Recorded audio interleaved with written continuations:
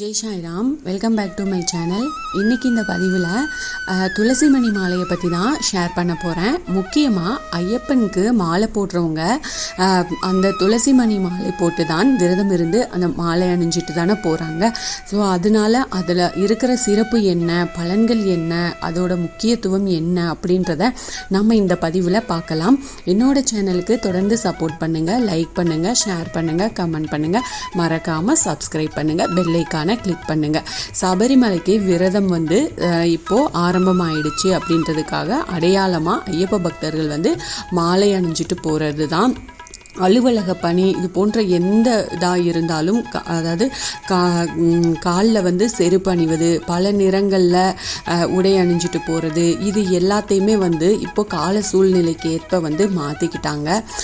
ஆனால் ஒரே ஒரு விஷயம் மாறாமல் இருக்குது அப்படின்னா ஐயப்பனுக்கு அந்த மாலை போட்டு போகிறது. அந்த துளசி மணி மாலையை மட்டும் மாற்றாமல் அதுவே தான் போட்டு போகிறாங்க.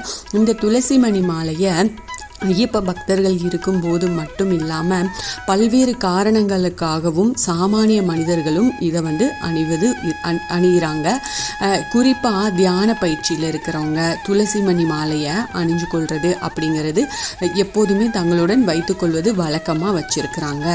அதே போல் இந்த ஆன்மீக ரீதியாகவும் பலன் தரக்கூடியது தான் இந்த தெய்வீக சக்தி நிறைந்தவை, அளவில்லாத நன்மைகளை தரக்கூடியவை அப்படின்னு நிறைய பேர் பலவிதமான மாலைகளை அணிஞ்சிருப்பதை நாம பார்க்குறோம். அதில் ருத்ராட்சம், ஸ்படிகம், கருங்காலி இது போன்ற மிகவும் புகழ்பெற்றவை மாலைகள் இருக்கு. ஆனால் சபரிமலைக்கு மாலை அணிஞ்சு விரதம் இருக்கும் ஐயப்ப பக்தர்கள் துளசி மணி மாலையை மட்டுமே அணிஞ்சு விரதம் இருப்பாங்க.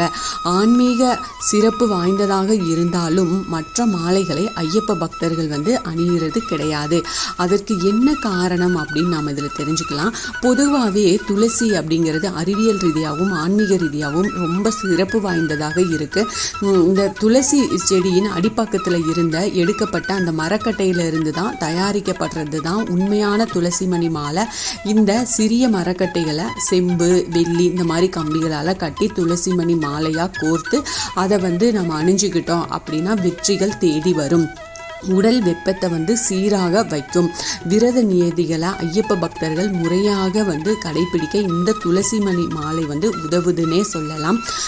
கார்த்திகை மாதம் மழை, குளிர் இது காரணமாக இருக்கும். இந்த மாதத்தில் இது எல்லாமே இந்த மாதத்தில் அதிகமாக இருக்கும். அப்போது சபரிமலைக்கு மாலை அணிஞ்ச ஐயப்ப பக்தர்கள் எல்லாருமே இரு வேளையும் குளிர்ந்த நீரில் குளிக்க முடியுமா?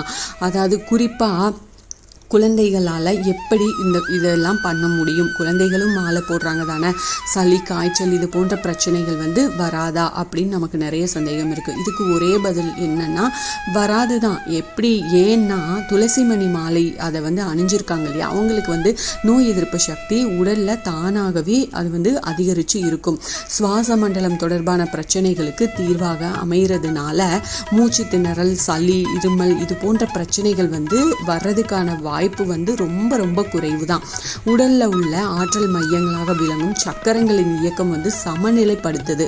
தியானம் இது போன்ற பயிற்சியில ஈடுபடும் போது மனதை ஒருநிலைப்படுத்தி அதனோட திறன் அதிகரிக்குது. தெய்வீக சக்தி நமக்கு மேலோங்கியும் மனதும் நினைவுகளும் ஒருநிலைப்படுத்துது. ஆன்மீக விழிப்புணர்வை ஏற்பட செய்யுது. இந்த ஆன்மீக உணர்வை எப்போதுமே மனதில் ஏற்படுத்திக்கிட்டே இருக்கும். துளசி மணி மாலையானது துளசியின் தெய்வீக குணத்தால் உடலுக்கும் மனதுக்கும் ஒரு பாதுகாப்பான உணர்வை நமக்கு கொடுக்குது. இதனால தான் எந்த எதிர்மறை ஆற்றல்களுக்கும் ஐயப்ப பக்தர்களை நெருங்காது அப்படின்னு ஒரு ஐதீகமும் இருக்கு. இந்த துளசி மணி மாலையானது மன அழுத்தத்தை போக்கி மன அமைதியையும் கொடுக்கும். அவ்வளவு ஆற்றல் கொண்டது. இதனால தான் விரதம் இருக்கும் ஐயப்ப பக்தர்கள் எப்படிப்பட்ட நெருக்கடியான சூழ்நிலை இருந்தாலும் அவங்க கிட்ட எப்போதுமே ஒரு சாந்த குணம் இருக்கும். எதை பார்த்துமே பயப்படாம ரொம்ப தைரியமா தெளிவான மனநிலையில இருப்பாங்க. உடலை ஆரோக்கியமாக்கி சருமத்தை பளபளக்க வைக்கும் தன்மை இந்த துளசி மணி மாலைக்கு இருக்கு. அப்படிங்கிறதுனால சபரிமலைக்கு அணிந்த மாலை அணிந்த பிறகு ஒவ்வொரு ஐயப்ப பக்தரின் முகத்திலும் தெய்வீக அம்சம் இருக்கும் அப்படிங்கிறத நம்மளால் காணவும் முடியும். இப்போது ஆன்மீக ரீதியாக பார்த்தாலும் துளசி அப்படிங்கிறது மகாவிஷ்ணு மற்றும் மகாலட்சுமியோட அம்சம். ஐயப்பன் சுவாமி ஐயப்பன் வந்து மகாவிஷ்ணு மோகினி அவதாரம் எடுத்த போது பிறந்தவர் தான். அப்படிங்கிறதுனால அவருக்கு துளசி மிகவும் விருப்பமானதான ஒன்று. துளசி மணி மாலையில் உள்ள துளசி மணிகள் பெருமாளின் அம்சமாகவும் செம்பு கம்பிகள் சிவனோட அம்சமாகவும் இருக்கு. இதனால தான் ஹரிஹர சுதனான ஐயப்பனுக்கு ஏற்றதாக துளசி மணி மாலை வந்து நாம அணிகிறோம். அதை வந்து உயர்வாக போற்றப்படுறாங்க. துளசி மணி மாலை அணிந்து ஒவ்வொரு ஐயப்ப பக்தருக்கும் துணையாக பெருமாள், சிவன், ஐயப்பன் இவங்க எல்லாருமே எப்போதுமே கூட இருப்பாங்க அப்படிங்கிறது ஐதீகம். இதை வந்து அந்த மாலை போட்டவங்க தான் போடணுமா அப்படின்னு இல்லை.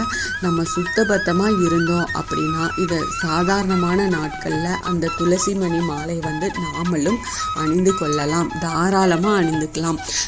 நீங்கள் வந்து அந்த நான்வெஜ் சாப்பிட்றப்போ அந்த மாதிரி டைமில் மட்டும் அதை வந்து அணியாதீங்க. மற்ற டைமில் நீங்கள் கண்டிப்பாக அந்த துளசி மணி மாலை வந்து போட்டுக்கோங்க. அது நிச்சயமாக உங்களுக்கு வந்து பார்த்திங்கன்னா ரொம்ப மன அமைதியை கொடுக்கும், சந்தோஷத்தை கொடுக்கும், நல்ல வைப்ரேஷன் கொடுக்கும். உடல் பிரச்சனைகள் எல்லாமே கண்டிப்பாக தீரும். நீங்கள் வந்து அதை போட்டு நீங்கள் பாருங்கள். பார்த்தும் நீங்கள் வழிபாடு செய்கிறது வீட்டில் எப்பவும் போல் வழிபாடு செய்கிறதெல்லாம் அதெல்லாம் செஞ்சுக்கிட்டே இருங்க. கண்டிப்பாக உங்களுக்கு நல்ல மாற்றம் கிடைக்கும். Thank you friends. இந்த பதிவு உங்களுக்கு பயனுள்ள பதிவாக இருக்கும் அப்படின்னு நான் நம்புகிறேன். இதில் ஏதாவது சந்தேகம் இருந்தால் என்கிட்ட கேளுங்க கமெண்ட்டில், நான் கண்டிப்பாக பதில் சொல்கிறேன். என்னோட சேனலுக்கு தொடர்ந்து சப்போர்ட் பண்ணுங்கள், லைக் பண்ணுங்கள், ஷேர் பண்ணுங்கள், கமெண்ட் பண்ணுங்கள், மறக்காமல் சப்ஸ்கிரைப் பண்ணுங்கள், பெல் ஐகானை கிளிக் பண்ணுங்கள். Thank you friends. மீண்டும் அடுத்த பதிவில் சந்திப்போம்.